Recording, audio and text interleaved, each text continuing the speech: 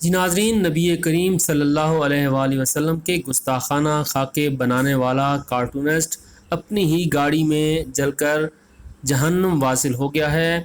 Stock home سے یہ خبر آئی ہے کہ نبی کریم کے گستاخانہ خاکے بنانے والا سویڈن کا کارٹونسٹ لارس ویلکس اپنی گاڑی میں ہی جل گیا ہے۔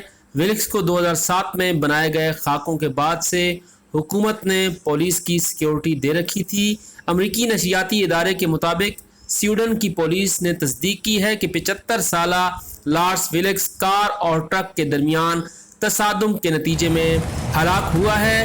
پولیس کے مطابق حادثہ سویڈن کی کرونبرگ کاؤنٹی کے علاقے مارکرڈ کے قریب اس وقت پیش آیا جب ویلکس کی کار مخالف سمت سے آنے والے ٹرک سے ٹکرائی۔ حادثے کے نتیجے میں گاڑیوں میں آگ لگ گئی جس میں ویلکس ہلاک ہو گیا، جبکہ اس کی حفاظت پر مامور 2 پولیس اہلکار بھی زندہ جل گئے۔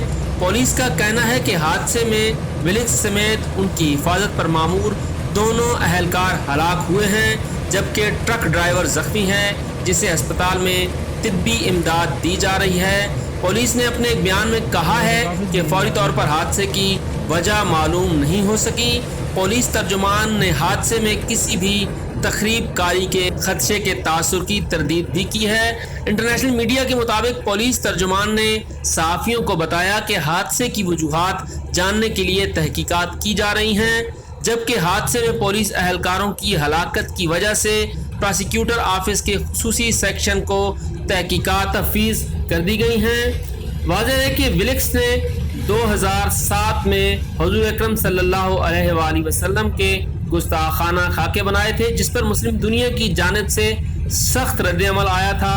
سویڈن کے اس متعصب شہری کے خاکوں نے سفارتی تناؤ بھی پیدا کیا تھا، اور اس وقت کے سویڈن کے وزیر اعظم سفارتی تناؤ میں کمی کے لیے کئی مسلم ممالک کے سفارتکاروں سے ملاقات بھی کی تھی۔ ٹیوڈی ذرائع ابلاغ کا کہنا ہے کہ 2 افراد نے سال 2010 میں سویڈن کے جنوب میں واقع ویلکس کے گھر کو نظر آتش کرنے کی کوشش بھی کی تھی۔ اسی کے پیش نظر سیکیورٹی بھی دی گئی تھی، مگر یہ سیکیورٹی بھی اس گستاخ رسول کے کام نہ آئی۔